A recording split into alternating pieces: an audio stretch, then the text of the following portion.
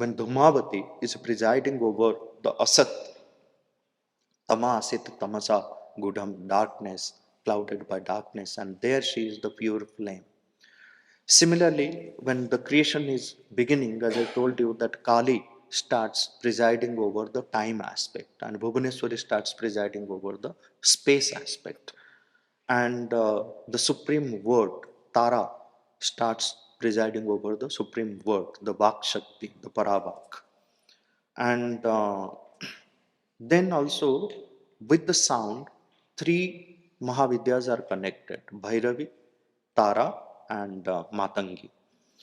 Now, when the supreme word, that Paravak, is turning towards manifestation, so Tantra gives the name as Bhairavi. When Bhairavi is that supreme word turning towards its manifestation, Tara is Pashyanti, and then the expressed word Vaikhari is represented by Matangi. So that's why all those who are doing Matangi sadhana, so they have a very free flow of speech, very fluent in speech. Okay. Then you have the Tripura Sundari, which presides over all our desires, Kama, the primordial luminous desire, but the pure desire is presided over by Sundari. And then the delightful beauty is well taken care of by Kamalatmika, and Chinnamasta combines light and sound. Chinnamasta combines both light and sound.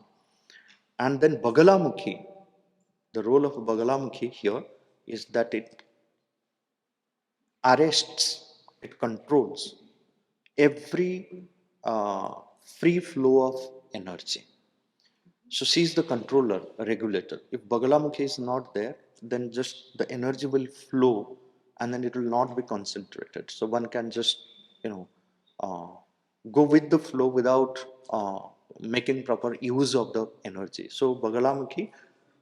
So what happens, like today the world needs more Bagalamukhi, otherwise whatever is happening in the name of freedom of speech. So we need to invoke more Bagalamukhi. That she has control over that. You cannot do anything with the freedom of speech. There has to be regulation, there has to be control, there has to be a controlled flow of energy in whatever form. So that is what is Bagalamukhi. So all the names you can say: Kali, Tara, Tripura Sundari. So Tripura Sundari means, like, she's, very roughly it is translated or interpreted as, so she is the most beautiful in all the three worlds. But if you contemplate again on the mother, when she speaks of the beauty, so she says beauty in the physical, beauty in the vital, beauty in the mental, beauty in our thought, beauty in our speech.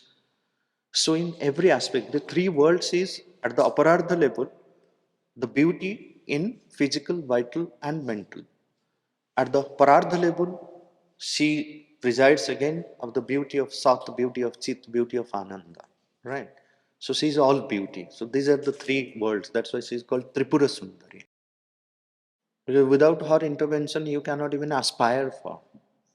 How do we attain intensity, purity, and sincerity in our aspiration? Anyone can have aspiration, but if there is no purity in aspiration, that aspiration will not lead.